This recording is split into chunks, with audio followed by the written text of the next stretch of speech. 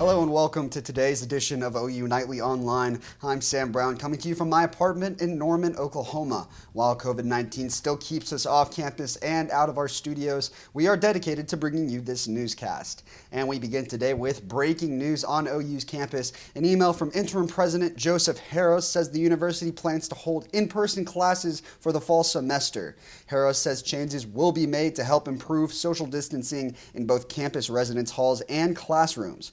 Other changes include the widespread use of PPE like masks, an increase in on-campus testing for COVID-19, and perhaps using larger classrooms so that students can sit further apart. Harris says the plans will be updated as more is known about the virus, but for now, the plan will be for students to return to campus in August. That news comes as COVID-19 numbers here in Oklahoma continue to rise. Today, there were 104 new cases reported in the state for a total of 3,121 diagnosed. An additional 16 people were hospitalized, a 3% increase, and there are 9 newly reported deaths for a total of 188. Across the Red River, the Texas Health Department reports the total cases now stand at almost 23,000, with nearly 600 deaths. Harris County, where Houston is located, leads the state with over 5,300 reported cases, while Dallas County has reported 2,763 positive tests of their own.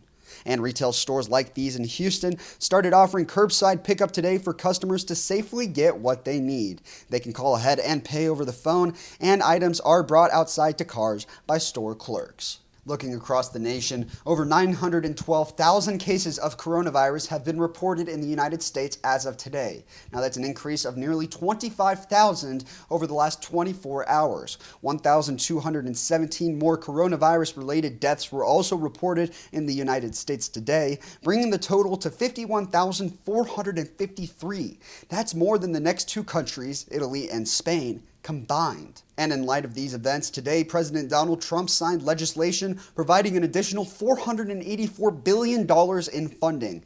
The money will be used to replenish the small business lending program, as well as provide additional support for hospitals nationwide.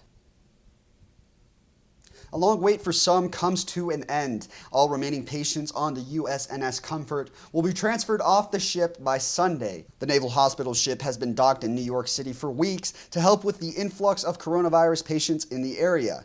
42 patients were on the ship as of Thursday, and officials from Northwell Health say they are working through the specifics now. The ship's initial mission was to treat only non-coronavirus patients, but the U.S. military later said it would take patients regardless of whether they tested positive for COVID-19 or not. Meanwhile, coronavirus numbers across the world continue to climb. Spain has the second most reported cases of the virus with over 212,000, while Italy is third with almost 193,000 positive tests. However, Italy has reported the second most deaths from COVID-19 at nearly 26,000. Welcome back to OU Nightly. I'm student meteorologist Nash Rhodes, and I've got an update on today's severe weather risk, again coming just 2 days after our last severe weather outbreak on Wednesday. Right now we are focusing on the southeastern portion of our state where we do have an enhanced risk for severe weather. This is a 3 out of 5 risk delegated by the Storm Prediction Center right here in Norman. Now that risk is for primarily damaging straight line winds, large hail, and even a chance of tornado this evening into the overnight hours tonight. Now rain chances aren't exactly in that biggest severe weather region. As you can see in the northeastern part of the state, areas like Tulsa and Miami have the greatest chance of heavy rainfall overnight tonight, or right here in Norman, it's more of a hit or miss situation. Now these rain showers are going to completely push out of our state by early tomorrow morning, leaving us with partly cloudy skies and highs in the 70s. And as we open up that 7-day forecast, good news in store. The weekend is looking fantastic. Highs will stick in these 70s with partly cloudy skies before rain chances come right back into the forecast to start the work week. We really start an on and off week of rain chances and even more chances for thunderstorms. Happy Friday and happy second round of the draft. I'm Abby Bennett from Dallas, Texas. Now last night was the first round of the NFL draft and it was a great night for me and Sooner Nation. The first pick that was expected went to the man Joe Burrow, who was picked up by the Cincinnati Bengals, who also had an outstanding season, winning an SEC championship and a national title. But now, let's get to our Sooners.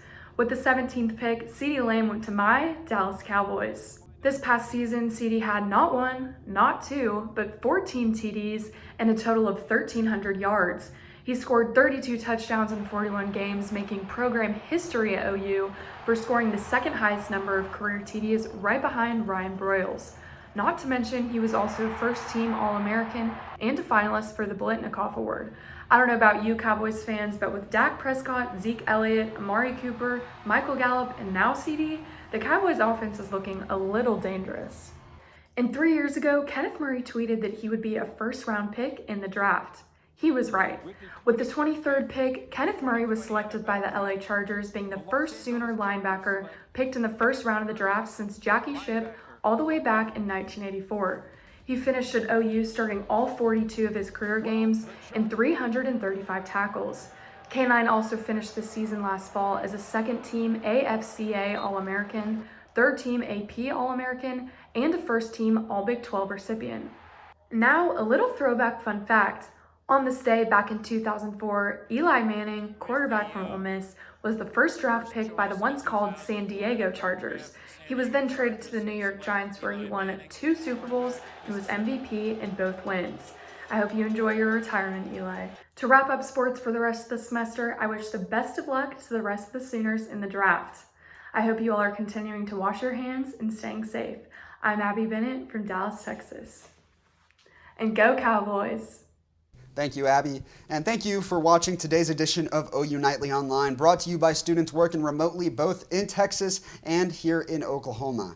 Today is the last show of the semester for OU Nightly, and since I'm a senior graduating in May, this is my last time on an OU broadcast. So on behalf of all of us seniors, we'd like to thank all of our advisors, Bob Dickey, Barbara Merks, Kenneth Fisher, Barry Orr, Mike Betcher, David Candy, Lynn Franklin, John Schmeltzer, and all of the students that have worked tirelessly over the last few years to make this what it is. And thank you on behalf of all of OU Nightly. Thank you at home for allowing us to come onto your computer screens or your phone screens or whatever it may be and provide some light and hopefully some form of normalcy during these times. Since this is our last show of the semester, we wanted to leave you with a familiar sound and one that students have missed since they've been forced off the campus of the University of Oklahoma for the last 6 weeks. For everyone at OU Nightly, I'm Sam Brown. Thank you and good night.